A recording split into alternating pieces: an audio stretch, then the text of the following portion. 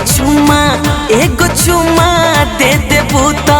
एक महीना खाए बिना एगो चुमा दे देबू त एक महीना खाए बिना विश्व में रिकॉर्ड बना देब एको सुतात बराई बिना विश्व में रिकॉर्ड बना देब एको सुतात बराई बिना एगो चुमा दे देबू त एक महीना खाए बिना एगो चुमा दे देबू त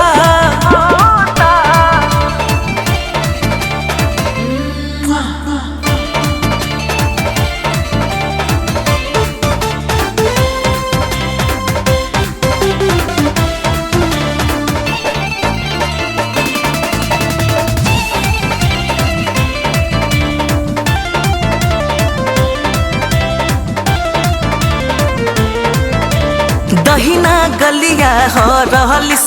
बाया बहरन बीटा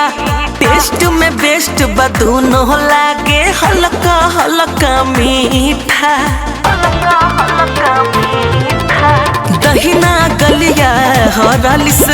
बाया बहरन बीटा टेस्ट में बेस्ट बदूनो लागे हल्का हल्का मीठा होठ के चुमा विटामिन सी हो कौनो बेरा भुखाइब ना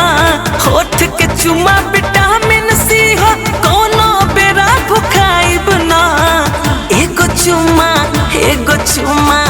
एगो चुमा दे देबू त एक महीना खाइब ना एगो चुमा हरे अभियुल देना दो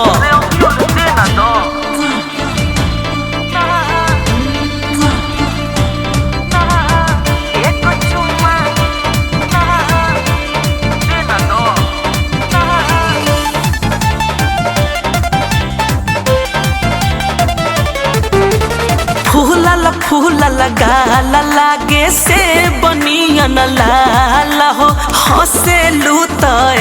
कौरिया हो जाला खाल हो अरे फूलल गाल लागे से बनियन लाल हो हंसेलू त कौरिया हो जाला खाल हो कहे विशाल विधाता छपिटाई बिना कहे विशाल विधाता कबो खैला बिना छपिटाई बिना एगो चुमा दे देबू त